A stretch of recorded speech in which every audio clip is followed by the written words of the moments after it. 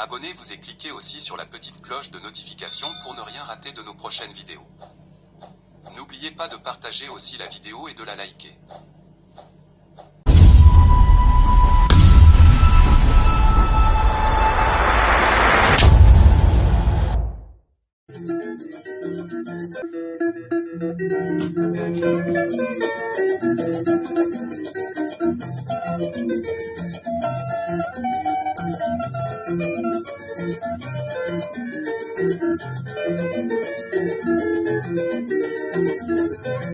Bonjour, suivez Afro Congo News Sport.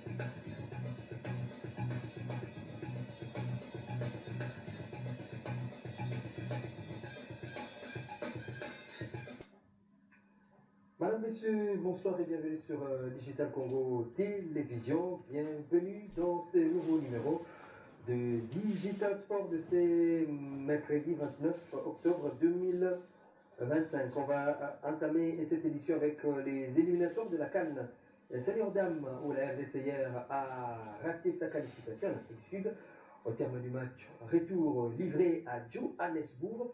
Au match aller à Kinshasa il y a quelques jours, le score était de 1 but partout. Il fallait tenir sur place et négocier cette qualification. Malheureusement, le pouliche de l'entraîneur Pamphile Miayo se sont inclinés 1-0, octroyant ainsi la qualification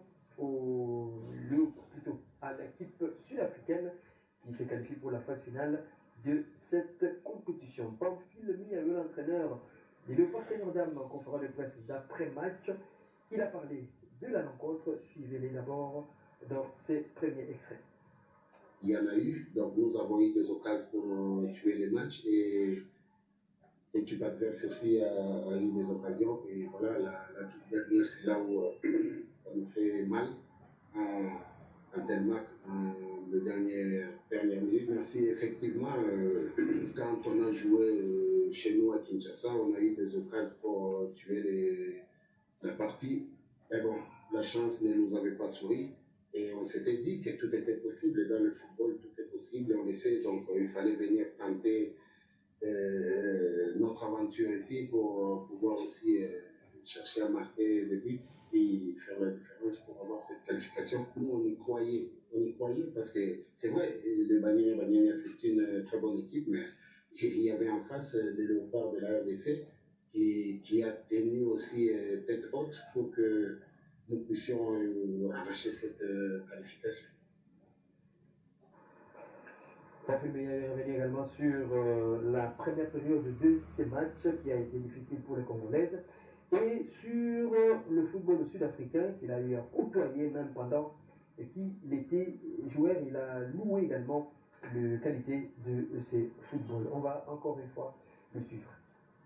Ouais, comme je disais, l'équipe de Banyana, c'est une bonne équipe. La première des choses, c'est une nation de football technique. Même chez les messieurs, même chez les dames, c'est technique, ça, je le reconnais. Et bon, par rapport aux individualités, donc aux individus, ça, moi, j'ai pas eu le temps de parler des individus. C'est vrai, il y a des choses qui sont pas là, sur lesquelles on avait quand même des idées précises. Ils ne sont pas là, tout comme au match aller, ils n'étaient pas là, et là, ils n'ont pas joué. Donc, moi, je crois que le football sud-africain, c'est un football technique dans l'ensemble, que ce soit chez les messieurs ni chez les dames. Moi, j'ai joué aussi au football contre presque les équipes de ces pays, donc les équipes sud-africaines chez les messieurs. J'ai joué contre Kaizer Chiefs, Sundowns, Orlando Pirates, Sopasport, tout ça, j'ai joué. Voilà, donc ça, le football sud-africain, c'est un football technique, avec beaucoup de talent. Les joueuses ou les joueurs ont beaucoup de talent. Effectivement, en première période, turbulence. Donc, on était en train de traverser des périodes où on était faible. Heureusement, pour nous, on a été forte défensivement. On a défendu. Notre gardien a eu à arrêter de ballons, de tirs de loin. Et après, à la mi-temps, il fallait réveiller ces filles et puis les pousser à jouer, à être un peu plus agressives dans les duels, chercher à gagner les duels. Et c'est ça qu'elles ont fait en deuxième période. Elles ont été agressives. Et voilà, elles ont joué vers l'avant et on s'est procuré quand même de ça. Patrick qui est actuellement entraîneur du Léopard Senior Dames.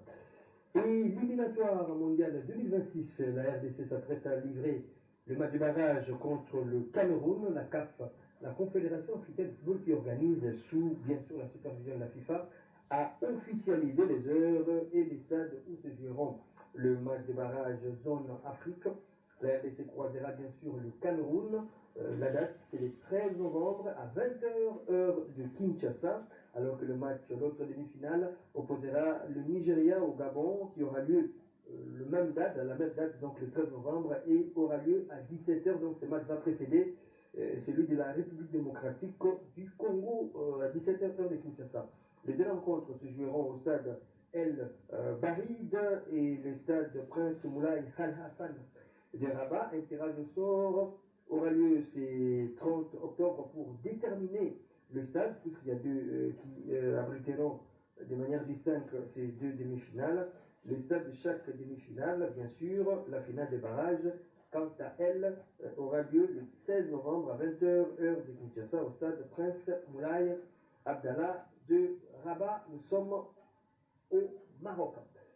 Alors, on revient au pays avec l'Illico Cash Ligue 1. Les résultats enregistrés, c'est mercredi 29 octobre. Il faudra retenir tout simplement que, avant donc de prendre ces résultats, le club s'est imposé devant la formation de MK 2 buts à 0, a noté le nul d'un but partout entre Lubumbashi Sport et Don Bosco.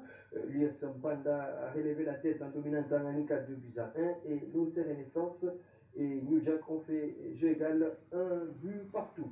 A noter les différents rendez-vous de ces jeudis, notamment New Jack Simba, Ranger Renaissance FC, Céleste Bukavudawa et Manika FC Saint-Éloi de Popo, ainsi que Aigle du Congo. C'est le match au sommet de ce jeudi qui opposera Aigle du Congo à la formation de Maniema Union. Et sur ces images que nous allons vous proposer sur le tour de la formation de Maloney,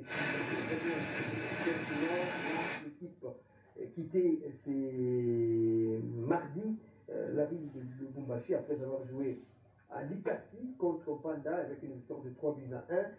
Ils ont quitté avec fierté la ville de Lubumbashi pour regagner Kananga. C'est mardi. Et les groupes étaient bien, avec un moral au zénith, avec le nouvel entraîneur du club, c'est Kiki Makengele, que vous voyez, l'ancien capitaine de l'ASV Club, qui entraîne désormais la formation de Malolé. Malolé est arrivé ce mardi à Kananga, son fief, et se prépare sur place pour affronter la formation de Bazano. Le match aura lieu le dimanche 2 novembre prochain. Je rappelle que Malolé reste sur deux sorties. La première gagnée par un forfait contre Tchinkoku et la seconde, c'était le dimanche dernier à Likasi contre la formation de l'US Panda. Et puisque nous parlons de l'Illico Cash Ligue 1, les sponsors a couronné le champion de la dernière édition, le Aigle du Congo, qui a été couronné. On va vous proposer de suivre cet événement.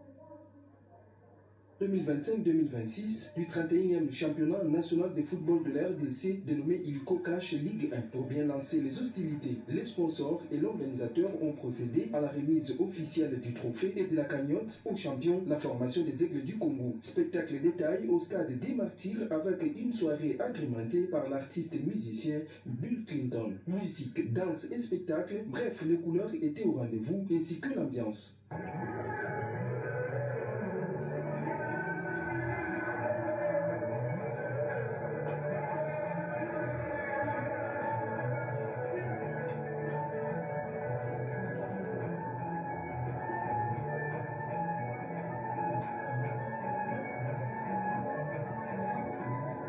pour la prise en charge. En marge de cette cérémonie sur le terrain, Aigle du Congo, après son couronnement, a affronté Renaissance, score final 1 but partout.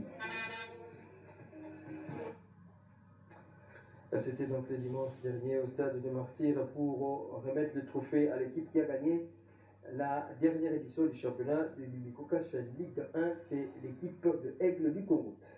Saison 2025-2026, reprise également à l'école de football de Bukavu, un véritable centre de formation et d'encadrement de jeunes footballeurs sur place. 45 jours de vacances et le travail reprend. Le coach Dido Kafilongo, initiateur du centre, s'exprime ici autour de cette reprise suivante. Ce sont des élèves. Et alors, il fallait leur donner le temps de s'adapter avec le cours à l'école. C'est la raison pour laquelle chaque année, nous donnons 45 jours de congé après les grandes vacances pour que les enfants puissent s'adapter encore avec le cours et que les parents puissent bien maîtriser la rentrée de leurs enfants à l'école. C'est pour cette raison qu'on a repris. Et tous les techniciens de l'école de foot, donc les entraîneurs et les assistants étaient là. On a repris avec l'entraîneur principal, Jérémy. On a repris. Et vous savez que nous sommes en préparatif de notre sortie au mois de décembre pendant les vacances à Kigali et à Butare. C'est pour cette raison qu'on devrait rentrer et commencer à s'adapter, à apprendre, à chercher une équipe type parce que, vous savez, la majorité de nos joueurs de l'année footballistique passée sont partis dans des clubs pour le prêt, placement des joueurs en prêt, pour chercher leur visibilité.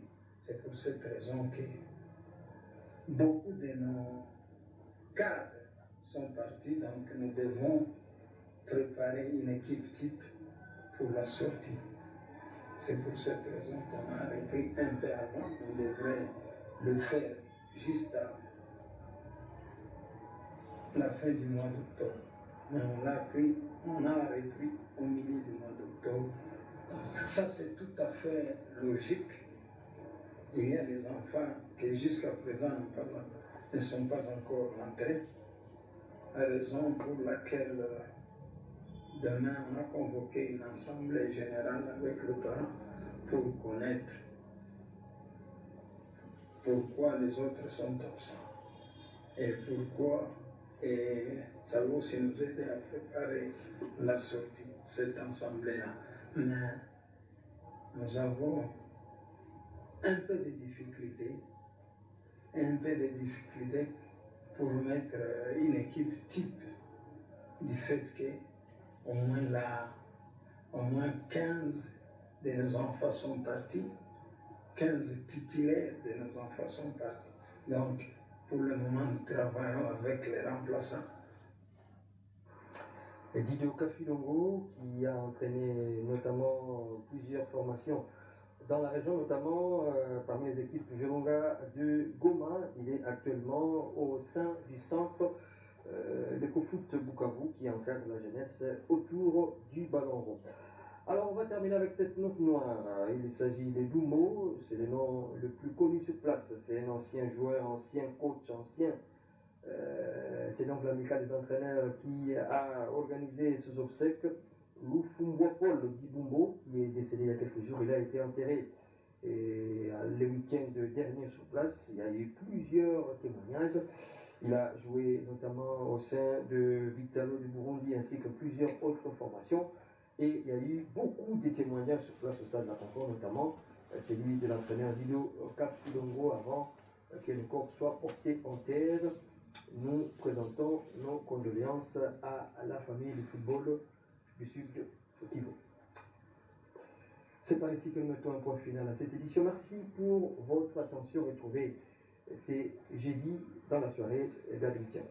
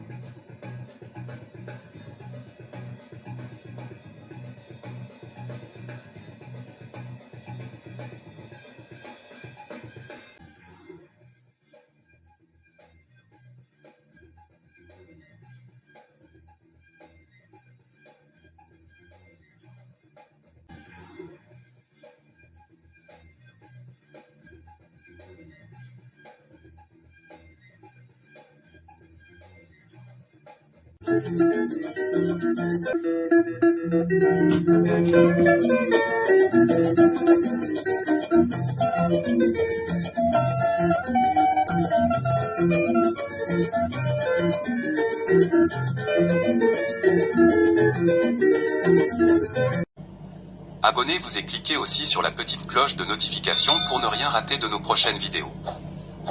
N'oubliez pas de partager aussi la vidéo et de la liker.